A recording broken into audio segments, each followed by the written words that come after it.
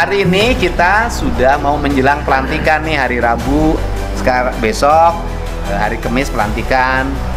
Dan kemudian kita akan fokus nih hari ini ngomongin tentang kebutuhan pendidikan menengah dan menengah kejuruan di Provinsi Jawa Barat. Kan gitu, Provinsi Jawa Barat. Tujuannya untuk apa? Menyampaikan pada publik bahwa kita ini punya kebutuhan ini loh di Jawa Barat dan uangnya sudah segini. Sekarang Pak Dedi, berapa uang yang sudah dikolek itu, dikumpulin? Dari total koleksi kami berdasarkan efisiensi maupun pergeseran, kita sudah mendapatkan kurang lebih sekitar 4,7 triliun. 4,7 triliun. Ya mudah-mudahan kalau saya tetap 5,5 triliun pasti tercapai, Pak.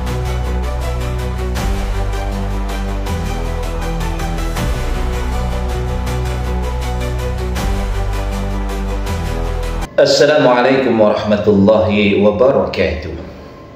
Bismillahi alhamdulillah wassalatu wassalamu ala rasulillah Sayyidina Muhammad ibn Abdullah wa ala alihi wa ashabihi wa mawala, la hawla wa la quwwata illa billah. Rabbi shrah li sadri wa yassir li amri wahlul uqdatan min lisani yafqahu qawli. Selamat berjumpa kembali di Peci Kiai TV. Semoga kita semua senantiasa diberikan kesehatan dan keberkahan oleh Allah Subhanahu wa Ta'ala. Amin ya Allahu ya Rabbal Alamin. Di video kali ini kita akan membahas dan mengulas tentang pelantikan gubernur, bupati, dan wali kota yang akan diadakan pada esok hari, yakni pada hari Kamis tanggal 20 Februari 2025.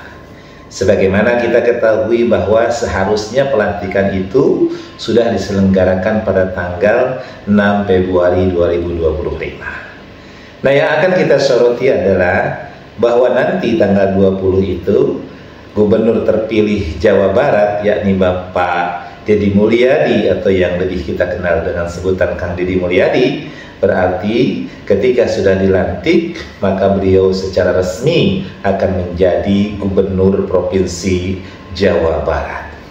Maka ada hal yang ingin kita telah, kita analisa daripada apa yang akan beliau lakukan untuk Jawa Barat. Yang pertama, kita bisa menilai apakah Kang Deddy Mulyadi ini adalah orang yang tepat untuk Jawa Barat. Yang kedua, apakah Kang Deddy Mulyadi ini cocok untuk pemimpin, khususnya untuk umat Islam? Maka kita lihat dua hal ini untuk memahami atau mengetahui tentang apakah Kang Deddy Mulyadi ini tepat untuk pemimpin Jawa Barat. Maka kita lihat bahwa beliau ini sangat luar biasa ketika menjabat sebagai Bupati Purwakarta. Selama 2 periode beliau begitu luar biasa membangun Purwakarta. Beliau menata Purwakarta. Beliau mengembangkan budaya-budaya khas daerah Jawa Barat. Maka kalau dikatakan bahwa apakah Kang Deddy Mulyadi ini tepat untuk menjadi pemimpin di Provinsi Jawa Barat, maka jawabannya adalah sangat-sangat tepat. Karena beliau ini adalah putra asli daerah Jawa Barat. Beliau ini pun sudah teruji di Jawa Barat, khususnya di Purwakarta. Lalu yang kedua, apakah beliau ini cocok sebagai pemimpin umat Islam? Maka kita lihat, kalau diarahkan kepada pemimpin umat Islam dari sisi keagamaan, maka kita bisa melihat bagaimana kriteria seorang pemimpin, sebagaimana kriteria ini dimiliki oleh baginda Nabi Muhammad SAW, yang kita kenal dengan sifat-sifat Nabi Muhammad SAW, di mana beliau memiliki sifat siddiq, amanah, tabligh, patorah. Ada 4 sifat, 4 karakteristik yang dimiliki oleh pemimpin, dalam hal ini oleh baginda Nabi Muhammad SAW. Maka kalau ingin menilai apakah Kang Deddy Mulyadi ini bisa menjadi pemimpin bagi umat Islam, dalam hal kebijakan-kebijakan yang pro keislaman, maka kita lihat bagaimana karakteristik itu apakah ada pada diri Kang Deddy Mulyadi. Kita lihat bagaimana sifat siddiq, sifat benar dan jujur. Kalau berbicara tentang benar dan jujur, maka kita bisa melihat bagaimana jejak rekam digital yang beliau torehkan. Kita kenal di YouTube beliau ada 2 YouTube. Yang pertama adalah YouTube channel Kang Deddy Mulyadi, yang kedua adalah channel Lembur Pakuan.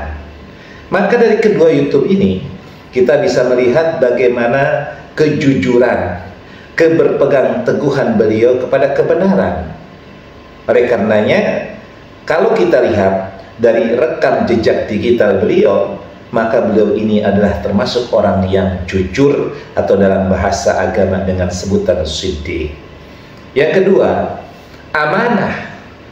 Berbicara tentang amanah, maka bisa kita lihat juga bagaimana ketika beliau menjabat sebagai Bupati Purwakarta.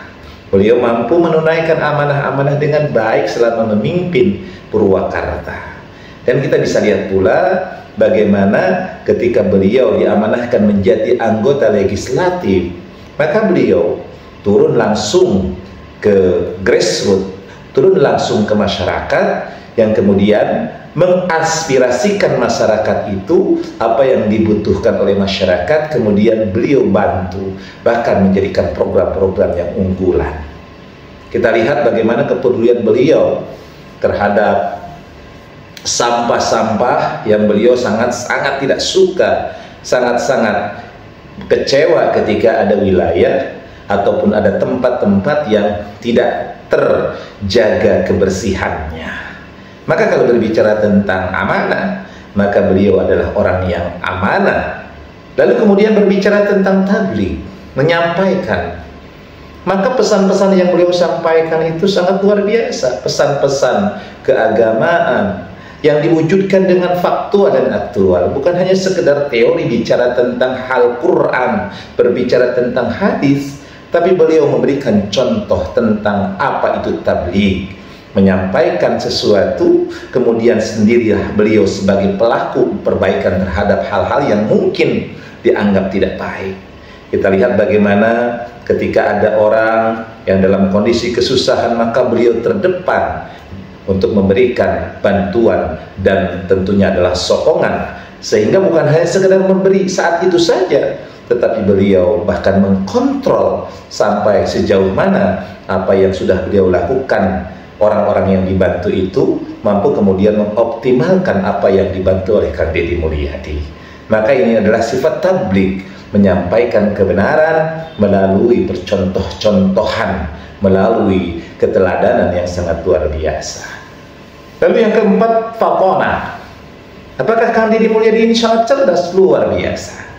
Kalau kita lihat bagaimana ketika beliau dinyatakan sebagai pemenang dari kontestasi Pilgub Jabar, maka beliau kemudian langsung merencanakan pembangunan-pembangunan untuk Jawa Barat.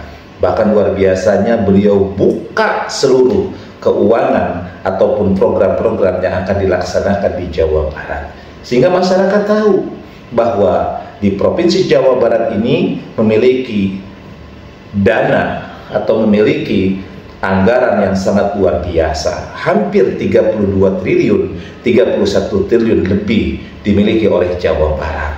Dan Kang Deddy Mulyadi buka semua, bahkan pengalokasian terhadap anggaran tersebut sudah sangat-sangat jelas. Oleh karenanya, kecerdasan yang sangat luar biasa yang beliau miliki.